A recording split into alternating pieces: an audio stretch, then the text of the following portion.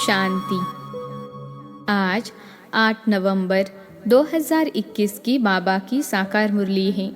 मुरली के महावाक्य है, मीठे बच्चे, शिव बाबा का बनकर कोई भी भूल नहीं करना। भूल करने से बाप का नाम बदनाम कर देंगे। प्रश्न है, सबसे बड़ी प्रवृत्ति किसकी है और कैसे? उत्तर है, शिव बाबा की सबसे बड़ी प्रवृत्ति है भक्ति में। सब त्वमेव माता च पिता कहकर पुकारते हैं तो प्रवृत्ति वाला हुआ ना। परंतु जब तक वह साकार में न आए तब तक उनकी कोई प्रवृत्ति नहीं, क्योंकि ऊपर में तो आत्माएं बाप के साथ निराकारी रूप में रहती हैं। जब साकार में आकर इनमें प्रवेश करते हैं तो सबसे बड़ी प्रवृत्ति है। ओम शांति।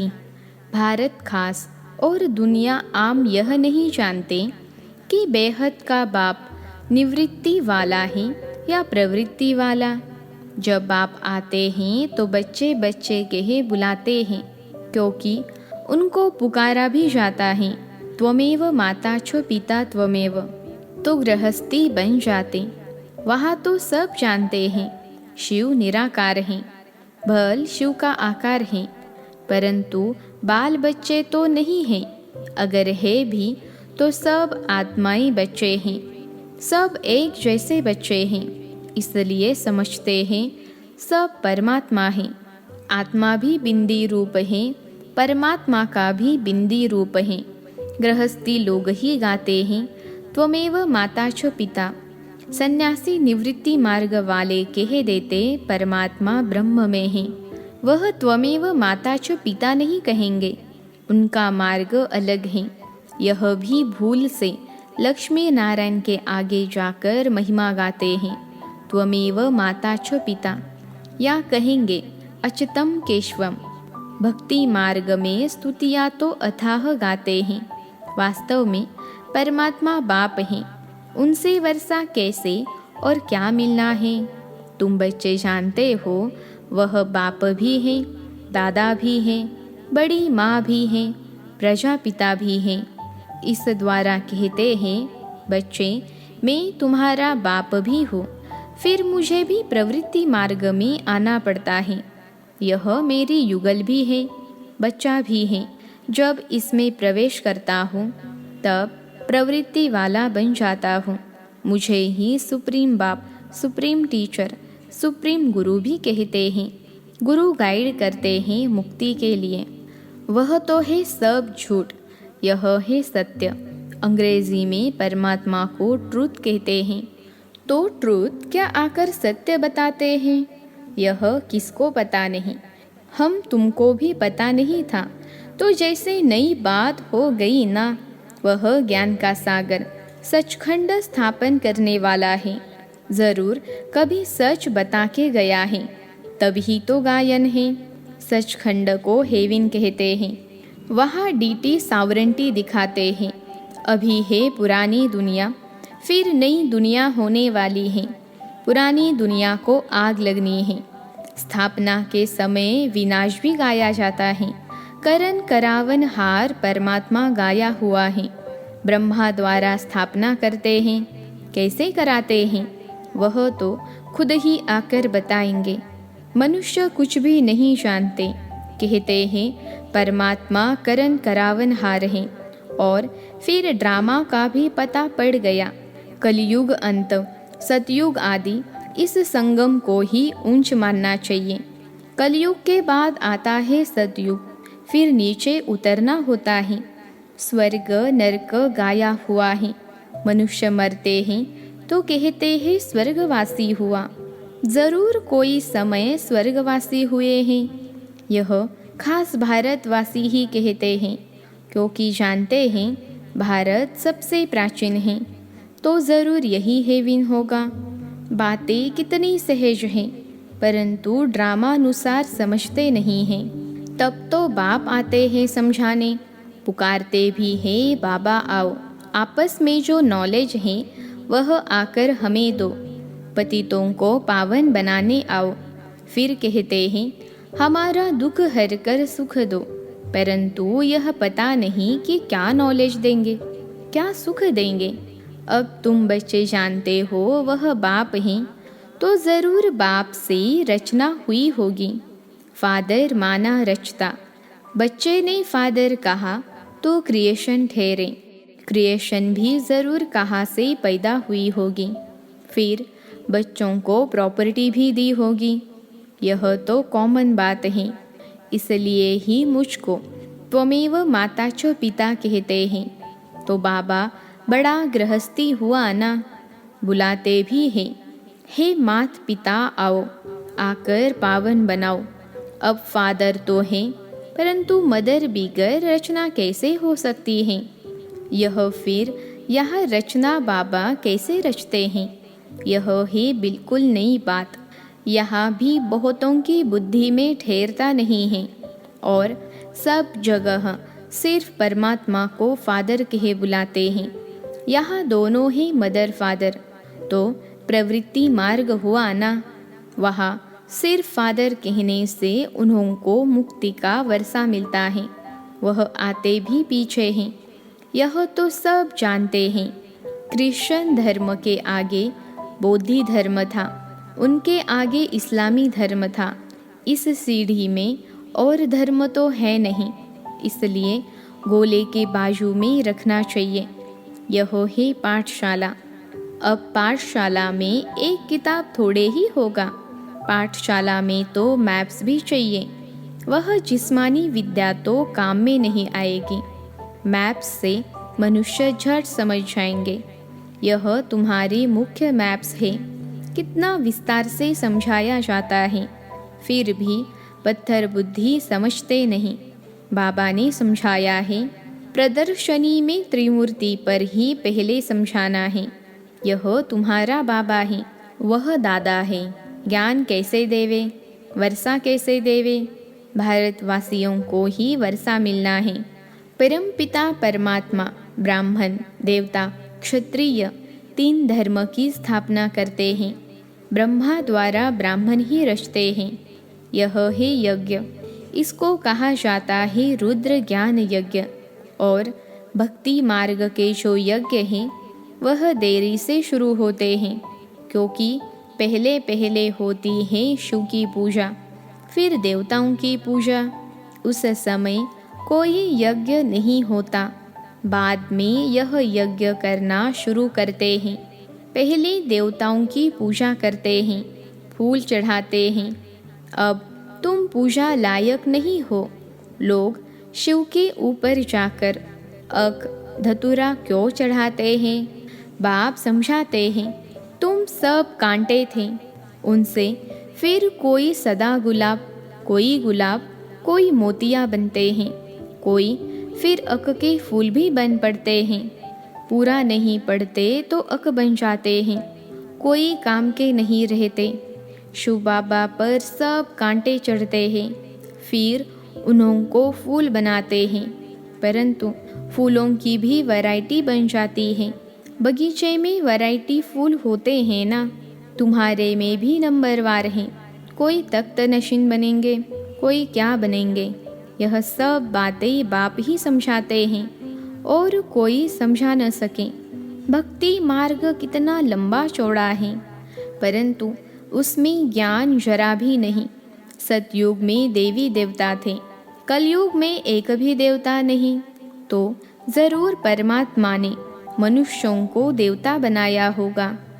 तो बाप आकर ऐसा कर्म सिखलाते हैं जो मनुष्य सीख कर देवी गुण धारण कर देवी देवता बन गए। और धर्म वाले क्या सिखलाएंगे, क्योंकि उन्हों को तो ऊपर से उनके पिछाड़ी में आना है, तो वह सिर्फ पवित्रता का ज्ञान देते हैं। क्राइस्ट जब आता है तो क्रिश्चियन तो कोई है नहीं, ऊपर से उनके पिछाड़ी आते हैं। बाबा ने समझाया है, मुख्य धर्म ही 4, जो धर्म स्थापन करते हैं उनका जो शास्त्र है उनको कहा जाता है धर्मशास्त्र। तो मुख्य है 4 धर्म, बाकी सब है छोटे छोटे धर्म जो वृद्धि को पाते रहेंगे। इस्लामी धर्म का शास्त्र अपना बुद्धियों का अपना, तो धर्मशास्त्र सिर्फ यही ठहरे। ब्राह्मण धर्म तो अभी का है। वो लोग गाते हैं ब्राह्मण देवता नमः, तो उन ब्राह्मणों को समझाना है कि परमात्मा जब ब्रह्मा द्वारा आकर ब्रह्मा मुख वंशावली रचते हैं, वही सच्चे ब्राह्मण हैं। तुम तो प्रजापिता ब्रह्मा की औलाद हो ही नहीं, तुम सिर्फ अपने को ब्राह्मण कहलाते हो, परंतु अर्थ नहीं जानते। ब्रह्मा भोजन जब खाते हैं तो संस्कृत में श्लोक पढ़ ब्रह्मा भोजन की महिमा गाते हैं। महिमा सारी फालतू करते हैं। उनसे पूछना चाहिए कि तुम ब्राह्मण कैसे ठहरे। पहले तो ब्रह्मा चाहिए जिस द्वारा परमात्मा सृष्टि रचे, तो सच्चे ब्राह्मण हो तुम। ब्राह्मणों को तो चोटी दिखाते हैं ना, विराट रूप में, फिर ब्राह्मण दिखाते नहीं, तो ब्राह्मण आए कहाँ से? तुम अपने को ब्राह्मण कहलाते हो, तो परमात्मा जब आकर ब्रह्मा द्वारा नई रचना रचे तब ब्राह्मण हो। फिर ब्राह्मण ही देवता बनते हैं। ब्राह्मण होते ही है संगम पर। कलयुग में सब शूद्र हैं, ब्राह्मणों की बहुत महिमा करते हैं। यह सब बातें बाबा समझाते हैं। अल्फबे बाकी है डिटेल, भक्ति का भी समझाना पड़े। बाबा कह देते तुम कोई भगत हो, बाकी बाबा कब गुस्सा आदि नहीं करते हैं। बाबा समझानी तो देगा ना, क्योंकि बच्चे अगर भूल करते हैं तो नाम बदनाम किसका होगा? शिव बाबा का।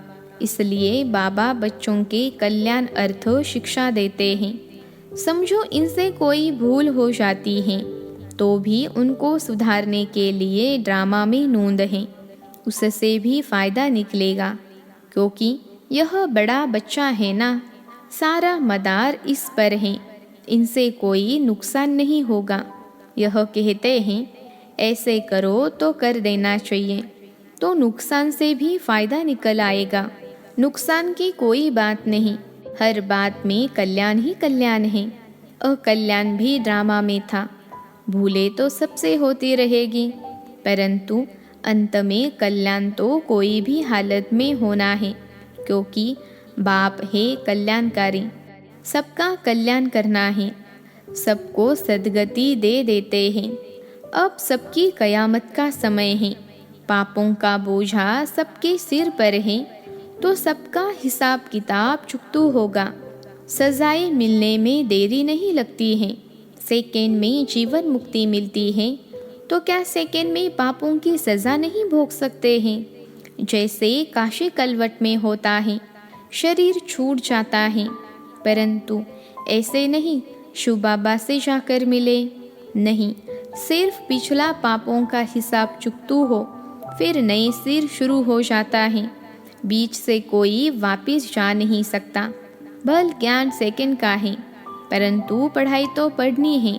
रोज शिव बाबा की आत्मा जो ज्ञान का सागर है, वही आकर पढ़ाते हैं। कृष्ण तो देहधारी हैं, पुनर्जन्म में आते हैं। बाबा तो अजन्मा है। जिनको पढ़ना नहीं है वह तो ज़रूर विघ्न डालेंगे। यज्ञ में विघ्न तो पड़ेंगे, अबलाओं पर अत्याचार होंगे। वह सब कुछ हो रहा है। कल्प पहले मुहाफिक असुर कैसे हंगामा करते हैं, चित्र फाड़ते हैं। कोई समय आग लगाने में भी देरी नहीं करेंगे। हम क्या करेंगे? अंदर में समझते भावी, बाहर में पुलिस आदि को रिपोर्ट करनी पड़ेगी। अंदर में जानते हैं कल्प पहले जो हुआ था सो होगा, इसमें दुख की कोई बात नहीं। नुकसान हुआ, धोबी के घर से गई छू, फिर दूसरा बन जाएगा। बाबा ने कह दिया है जहाँ प्रदर्शनी आदि करते हो तो 8 दिन के लिए इंश्योरेंस करा दो। कोई अच्छा आदमी होगा तो चार्ज भी नहीं लेगा, न इंश्योरेंस किया तो भी क्या होगा। फिर नए अच्छे चित्र बन जाएंगे। कदम कदम में पदम है। तुम्हारा कदम कदम, सेकेंड सेकेंड बहुत वैल्यूबल है। तुम पदमपति बनते हो, 21 जन्मों के लिए बाबा से वर्षा लेते हो तो कितना अच्छी रीति समझाना चाहिए। वहाँ स्वर्ग में तुम्हारे पास अनगिनत धन होगा, गिनती की बात नहीं। तो कितना बाबा तुमको धनवान सुखी बनाते हैं। इनकम कितनी बड़ी है, प्रजा भी कितनी साहूकार बनती है। यह है सोर्स ऑफ इनकम 21 जन्म के लिए। यह है मनुष्य से देवता बनने की पाठशाला। पढ़ाता कौन है? बाप। फिर ऐसी पढ़ाई में गफलत नहीं करनी चाहिए। अच्छा, मीठे मीठे सिखिलते बच्चों प्रति माता पिता बाप दादा का याद प्यार और गुड मॉर्निंग। रूहानी बाप की रूहानी बच्चों को नमस्ते। हम रूहानी बच्चों की रूहानी माता पिता बाप दादा को याद प्यार, गुड मॉर्निंग और नमस्ते बाबा नमस्ते। धारणा के लिए मुख्य सार। पहली पॉइंट है, सदा स्मृति रहे कि इस कल्याणकारी युग में हर बात में कल्याण है। हमारा अकल्याण हो नहीं सकता। हर बात में कल्याण समझ सदा निश्चिंत रहना है। दूसरी पॉइंट है, सदा गुलाब बनने के लिए पढ़ाई पर पूरा पूरा ध्यान देना है। पढ़ाई में गफलत नहीं करनी है। अक का फूल नहीं बनना है। आज का वरदान है, सबको रिगार्ड देते हुए अपना रिकॉर्ड ठीक रखने वाले सर्व के स्नेही भव। सबको रिगार्ड देते हुए अपना रिकॉर्ड ठीक रखने वाले सर्व के स्नेही भव। विश्लेषण है, जितना जो सभी को रिगार्ड देता है उतना ही अपने रिकॉर्ड को ठीक रख सकता है। दूसरों का रिगार्ड रखना अपना रिकॉर्ड बनाना है। जैसे यज्ञ के मददगार बनना ही मदद लेना है, वैसे रिगार्ड देना ही रिगार्ड लेना है। एक बार देना और अनेक बार लेने के हकदार बन जाना। वैसे कहते हैं, छोटों को प्यार और बड़ों को रिगार्ड दो।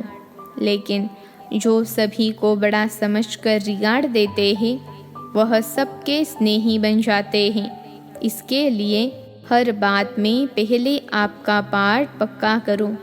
आज का स्लोगन है, बाप दादा की मिली हुई शिक्षाएं समय पर याद आना ही तीव्र पुरुषार्थ है। बाप दादा की मिली हुई शिक्षाएं समय पर याद आना ही तीव्र पुरुषार्थ है। अच्छा, ओम शांति।